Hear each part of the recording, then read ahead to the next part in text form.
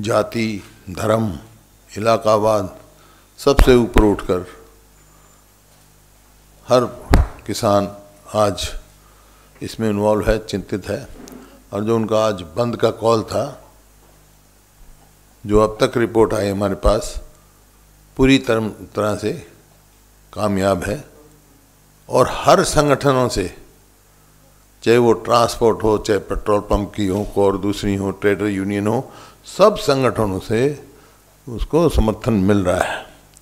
इसका मतलब ये है कि आज क्योंकि किसान खुशहाल नहीं है तो कोई खुशहाल नहीं होगा। किसान खुशहाल है तो सब खुशहाल होंगे, चाहे वो छोटा दुकानदार है, चाहे व्यापारी है, चाहे ट्रांसपोर्टर है, चाहे और पंप ऑपरेटर है, सबकी इकोनॉमी पे किसान, क्योंकि हमारे देश में कृषि प्रधान देश हमारा।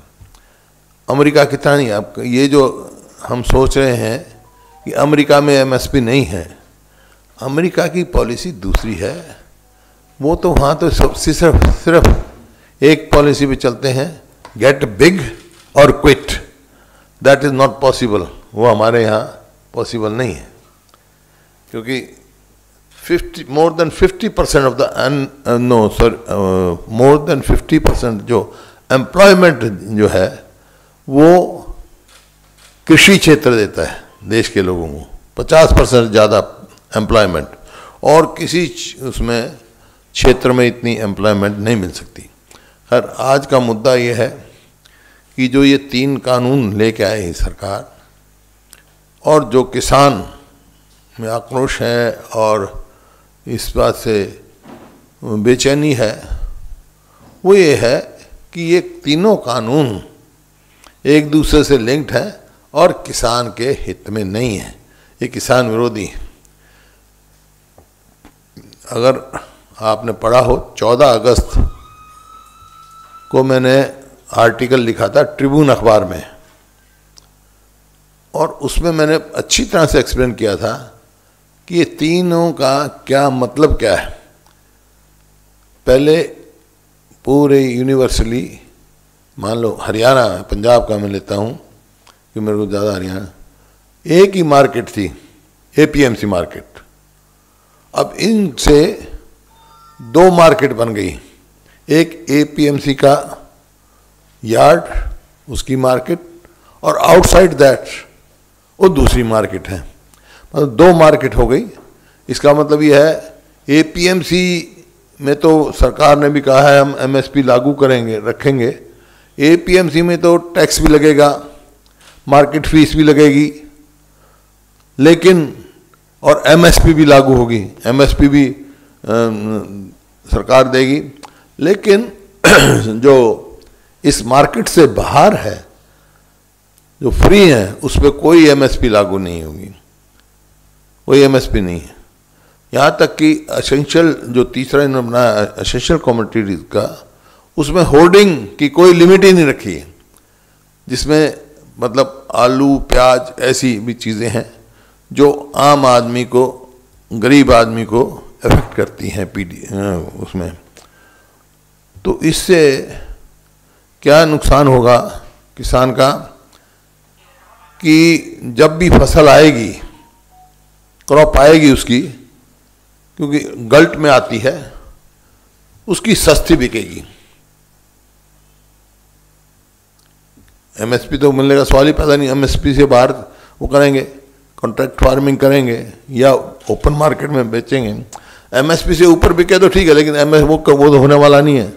तो वो उससे क्या है, और जो फिर होर्डिंग होगी, कॉरपोरेट्स बड़ी बड़ी होर्डिंग करेंगे, और वो होर्डिंग करके सप्लाई और डिमांड, इसके बेस पे अपनी कीमत बढ़ाते रहेंगे। फॉर एग्जांपल मैं आपको बताना चाहता हूँ, मेरे पास उसकी रेसिप्ट भी है। हमारे यहाँ आलू की मंडी है पीपली में, सबसे ज़्यादा आलू पैदा वहाँ होता है। मैं एक दफ़ा गया था, एक फार्मर मेरे पास आया, almost there were tears in his eyes, और उसने मेरे को रसीद दी। मैं क्या हुआ, बोले जी 9 पैसे किलो आलू बेच के आया हूँ मैं, 9 पैसा पर किलो। और उसके बाद मार्केट में क्या हो जाता है,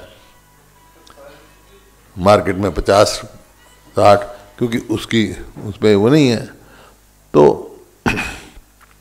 मेरा ये है कि this is the time government to act. सारे किसान उसमें हैं, ये कहते हैं भाई रिफॉर्म्स लाए के लिए हम, ठीक है, आई एग्री, कुछ रिफॉर्म्स की जरूरत है, there is, but in these act जो इन्होंने कानून पास किए हैं उसमें कोई रिफॉर्म की रिफ्लेक्शन नहीं है, तो दे शुड विड्रॉ दिस और पार्लियामेंट का सेशन बुलाकर डिस्कस कर लें क्या रिफॉर्म लाना चाहते हैं। अगर वो it is the interest of farmers, we would welcome it. जैसे कॉन्ट्रैक्ट फार्मिंग का है, मैं आपको बताना चाहता हूं, it is not today but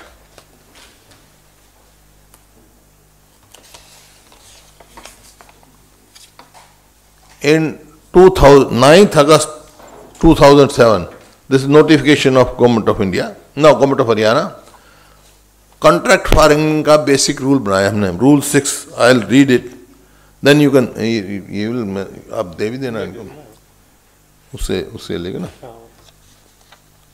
rule 6 ये अब तक लागू है हरियाणा में, और this is for whole state market APMC, क्योंकि whole state is covered by APMC act.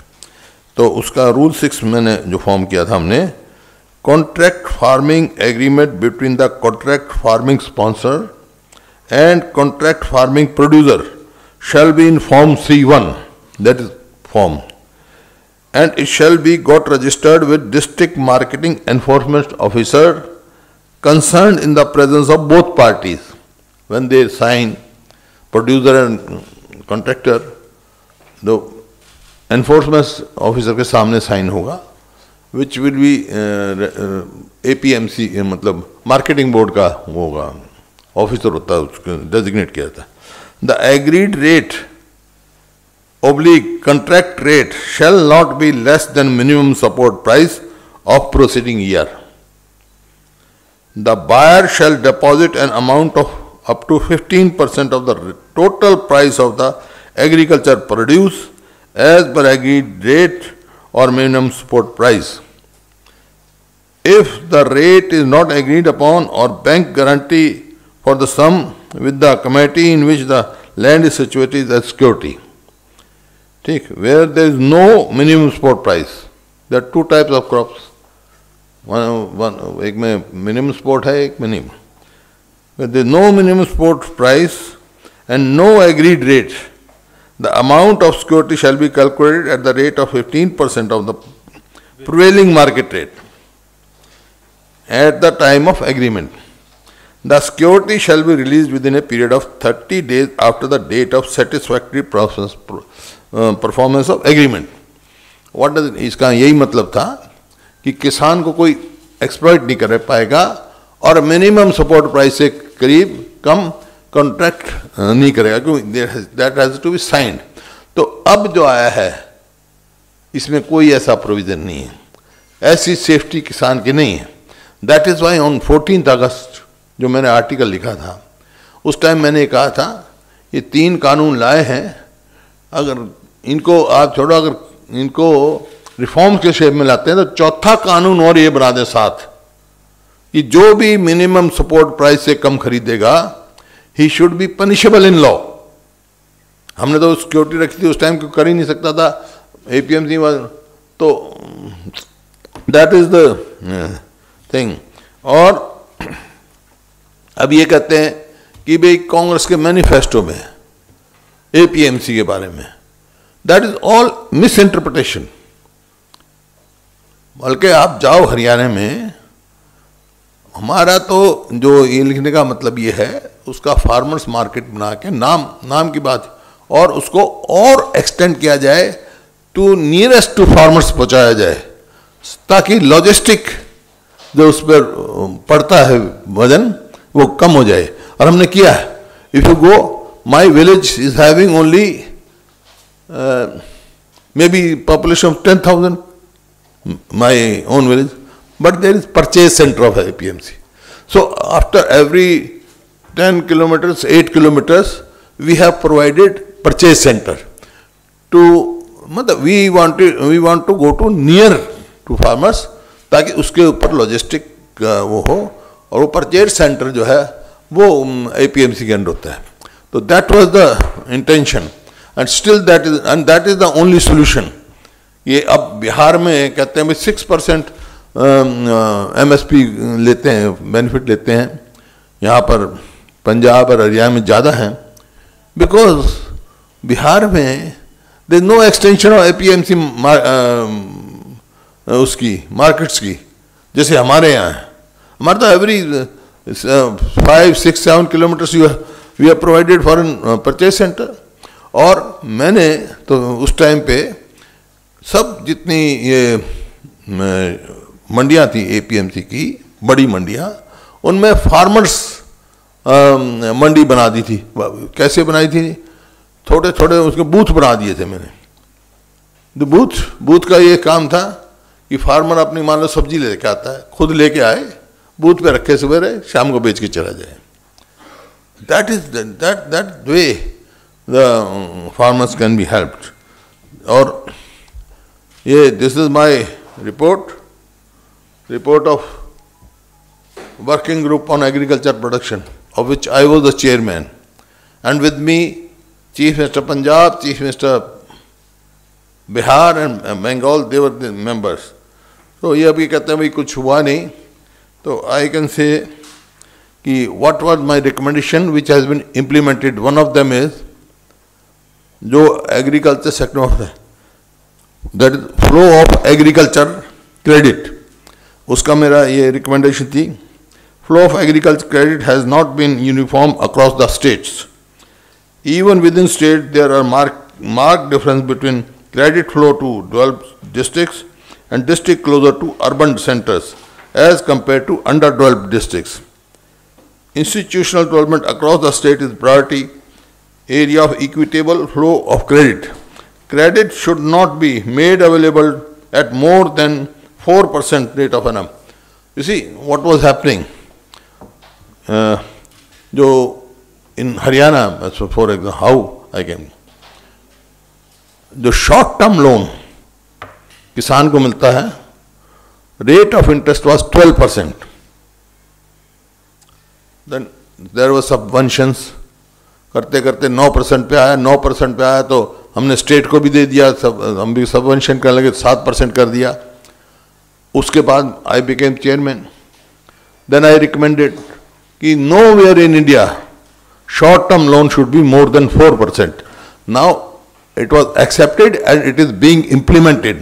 No bank can charge, whether it is cooperative, whether it is nationalized, कि nationalize और दूसरे बैंक जो है ना बहुत चार्ज करते थे.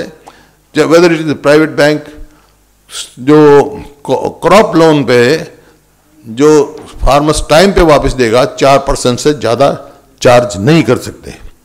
And when it was decided, तो I went one step ahead. आज हरियाणा में क्रॉप लोन पे 0% interest. Any farmer returning in time, he doesn't have to pay any interest because Haryana government bears है, सबवेंशन करती है. तो इसी प्रकार से what was recommendation about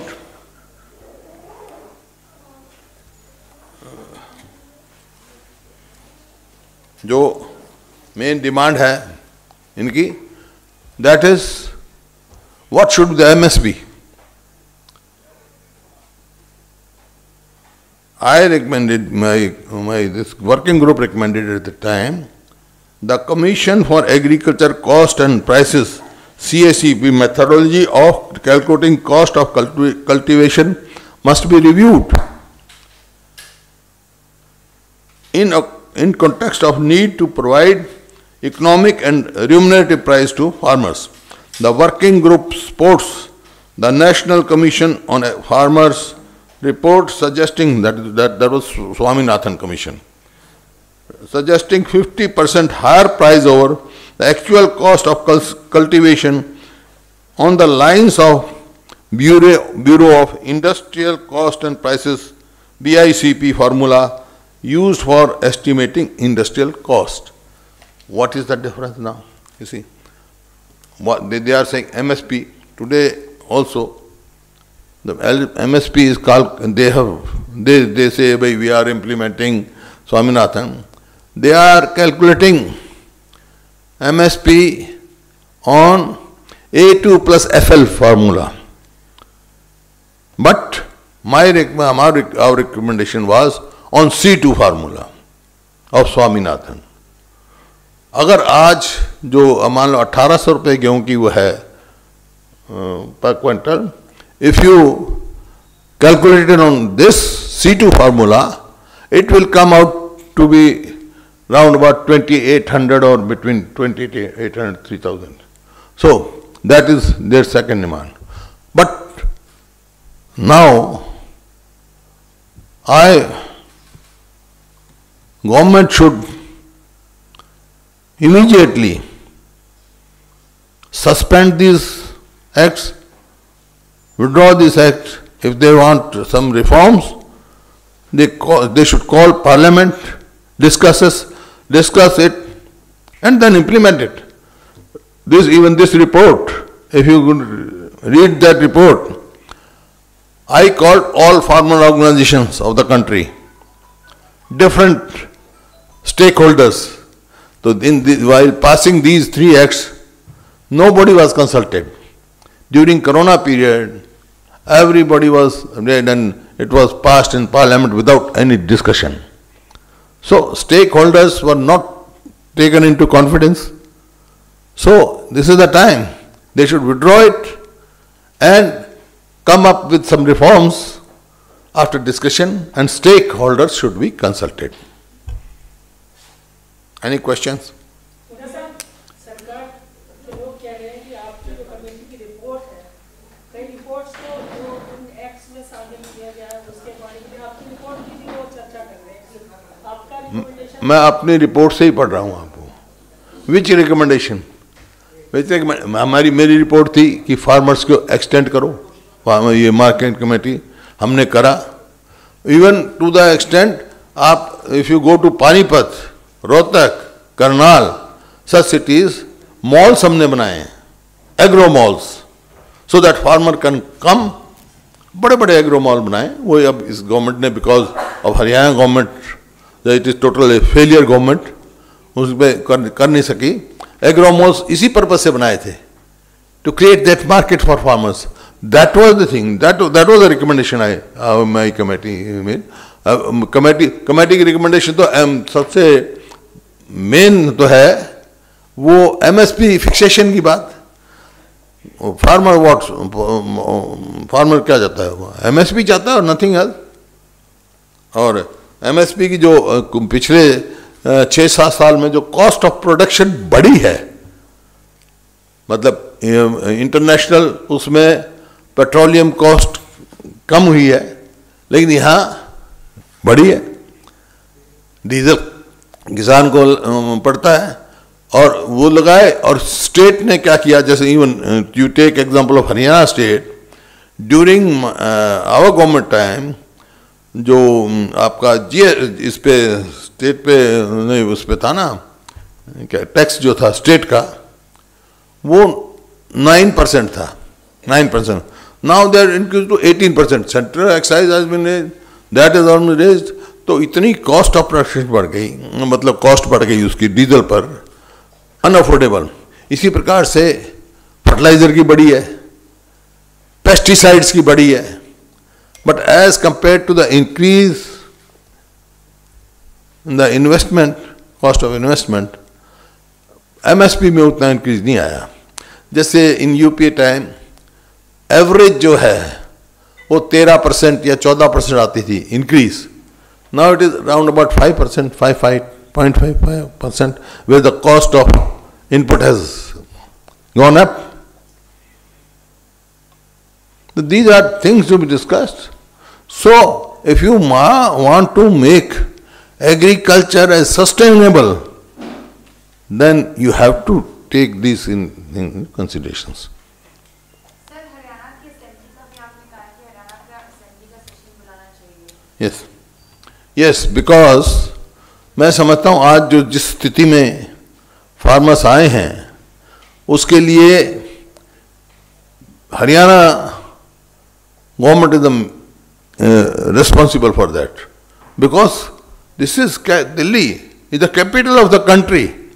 If somebody is coming to Delhi, how can you stop? How can you stop farmers? They were peaceful, coming to their capital. The water during Corona period, hitting with water cannons, or it will increase water cannons, tear gas, without any provocation. Without any provocation. Then the Chief Minister issued a statement. He was thanking farmers of Haryana, they have not participated. Who were those who were जिनके ऊपर लाठी charge हुआ पिपली में, cases बने overnight, उठाए गए लोग गांव से, they were all farmers. Another minister, which I have also said, he issued a statement, this farmer movement is being financed by aided by foreigners. Pakistan, China, किस किस का नाम ले रहा था. You should apologize that. Sitting at a responsible place, issuing such a statement, सारे किसानों के साथ मतलब सारे देश के लिए उन्होंने वो किया है, उसको दिया है एक किस्म से बेइज्जती करी पूरे देश की, फार्मर्स की भी अपमान किया है by saying that. self कर रहे हैं, no political party is leading that. अलग बात है, we are supporting farmers' demand, but I am not leading. No party is leading.